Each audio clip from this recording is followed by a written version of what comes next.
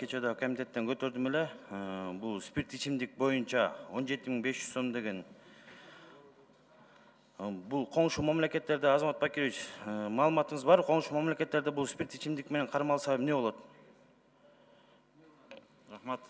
Ромжан Козбекович, коңшу мамлекеттерде ушу спирт ичимдик ичип алып туруп автоунааны башкарган үчүн ар кандай чаралар бар. Аны айтып кетсек, токтолуп кетсек, мисалы Россия Федерациясында спирттик ички айдаган үчүн 30 000 рубль штраф, ага дагы кошуп туруп 3 жылга правосын лишение бар да. Ошондой эле Белоруссия мамлекетинде 40 000ден 80 000ге чейин рубль, андан кийин аякта дагы лишение бар да. Обязательно лишение 3 жылга штрафта төлөйт, правасы да лишен болот. Анан Армения мамлекетинде 22 000, биздин акча менен 22 000 сом, бирок аякта лишение жок. Ошондой эле Грузия мамлекетинде аякта ушундай бузуу үчүн штраф жок, аякта только лишение прав да. 3 жылга чейин правасын лишет этет.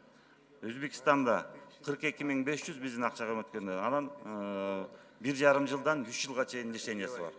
Коштан Казакстанда болсо 3 жылга чейин лишение, штраф төлөтпөйт. Правасын лишет этет.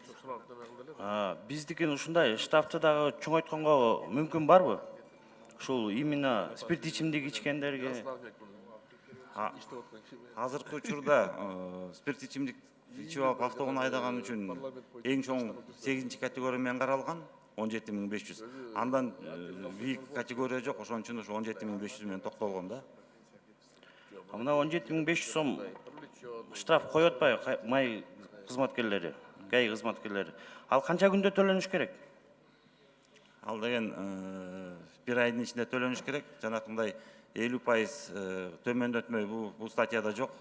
30 күндүн ичинде төлөбөсө жанакындай туум башталат да. Бул ГАИ кызматкер штраф жазгандан кийин ошол 30 күндүн ичинде эмес 17 000 сомду төлөп коюп, эртеси күнү дагы кайра мас абалында айдап жүрө берсе болот экен да?